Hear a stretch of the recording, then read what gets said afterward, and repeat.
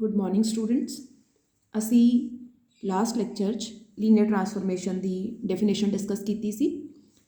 असी कहा सी कि वी ते W over the field F कोई दो वैक्टर स्पेसिस है। इन्होंने दो वैक्टर स्पेसिस के विचकार एक मैपिंग टी एग्जिस्ट कर रही है। T is a mapping from V to W. असी कद कहांगे कि यह मैपिंग लीनियर ट्रांसफॉर्मेशन है अगर ये मैपिंग दो कंडीशन को सैटिस्फाई करे। First condition see T of V plus W this equals to T V plus T W. This property is known as additive property of T. And the second one is T of alpha V this equals to alpha times TV for all V belonging to V and alpha is any element from the field. This property is known as homogeneous property of T. So असी next theorem discuss करन जा रहे हैं जिथे असी इन्होंने दो properties को combine करके एक सिंगल प्रॉपर्टी जनरेट करांगे जिस नाल असी ये चैक कर सकीए कि टी कोई लीनियर ट्रांसफॉर्मेशन है या नहीं है। सो नैक्सट थ्योरम देखते हैं। सो असी नैक्सट थ्योरम देखते हैं। If V F and W F these are two vector spaces then prove that T from V to W is a linear transformation if and only if T of alpha V plus beta W this equals to alpha times TV plus beta times TW। असी देखांगे कि ऊपर वाली दोनों conditions को combine करके single condition बन रही है। सो देखिए दा प्रूफ।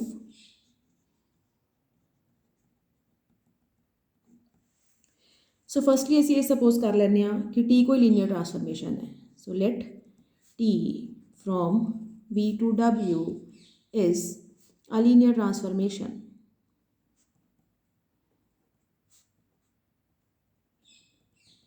लीनियर ट्रांसफॉर्मेशन को इन शॉर्ट LT लिखा जाता है।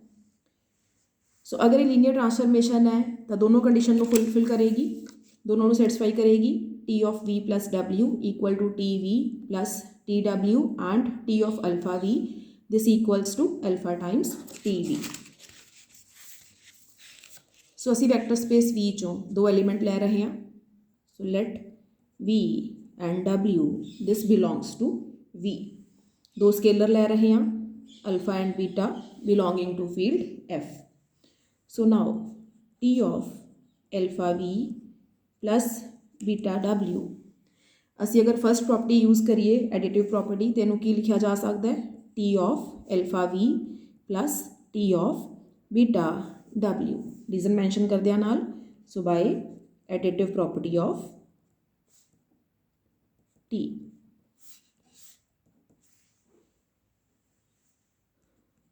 सो इत्थे आइए T of alpha V using second property that is the homogeneous property of linear transformation.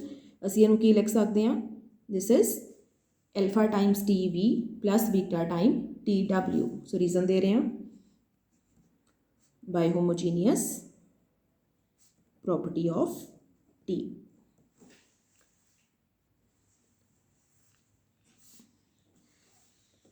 सो असी दोनों कंडीशन यूज़ करके ये प्रूव कर चुके हैं T of alpha V plus beta W किस चीज़ के बराबर आएगा alpha times TV plus beta times TW। सो हुण असी जब भी किसी क्वेश्चन T नू लीनियर ट्रांसफॉर्मेशन प्रूव करना है तो सानू दो कंडीशन अलग अलग चैक करने की जरूरत नहीं है। असी अपनी सिंगल कंडीशन चैक करांगे T of alpha V plus beta W this equals to alpha times TV plus beta times TW। असी दा कन्वर्स पार्ट देखते हैं।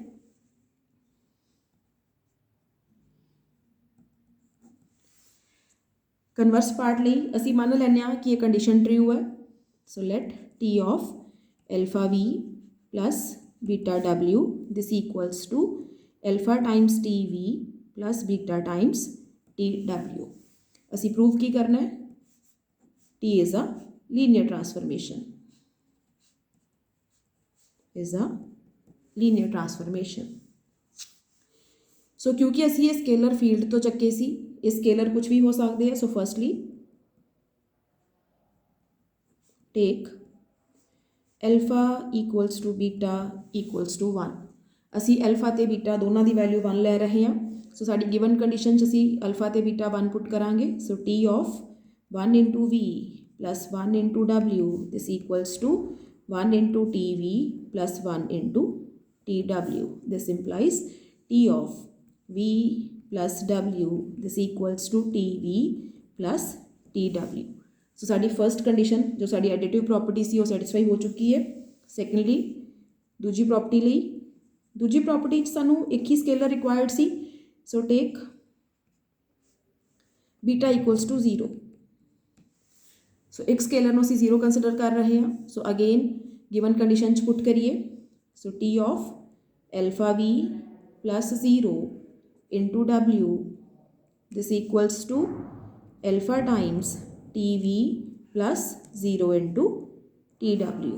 सो this implies T of alpha V this equals to alpha times T V. So साड़ियाँ दोनों condition satisfy हो चुकी हैं।